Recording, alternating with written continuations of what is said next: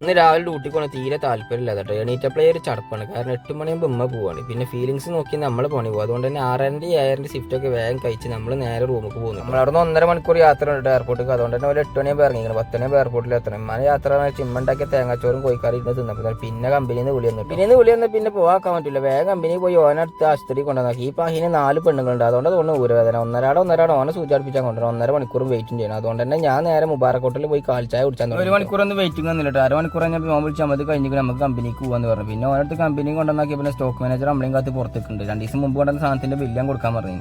അത് കൊടുത്ത് ഒപ്പൊക്കെ ഇട്ട് പുറത്തിറങ്ങിയപ്പോൾ നമ്മൾ ഇത് കണ്ടിട്ടോ. റിയാദ് എന്ന് പറഞ്ഞാൽ വേസ്റ്റാണ്. വേസ്റ്റ് പറഞ്ഞാൽ അലുമിനിയം വേസ്റ്റ്. അതവിടെ നോക്കിന്നപ്പോഴേ ഞാൻ ഉറപ്പിച്ചോട്ടെ എന്തെങ്കിലും പണി ബാക്ക്കൂടെ വരുന്നത്. കരുതി മഴ തന്നെ ബാക്ക്കൂടെ പണി നിട്ടോ. ഇവിടുത്തെ പ്രത്യേകത എന്താ വെച്ചാൽ എന്തെങ്കിലാണ് നമ്മളെ കമ്പനിക്ക് വന്നത്. അത് കഴിഞ്ഞ് വേഗം ഇവിടുന്ന് പോകണേ. അല്ലെങ്കിൽ ഇതേമാതിരി ഓരോരോ പണി വരും. ഇന്നിപ്പോൾ ചെക്കന്മാർക്ക് 3 ബ്രോസ്റ്റ് കൊണ്ട് നോക്കാൻ പറഞ്ഞു.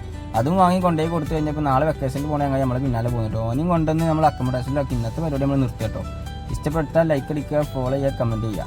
നമ്മളൊന്ന് സപ്പോർട്ട് ചെയ്ത് തരിട്ടോ.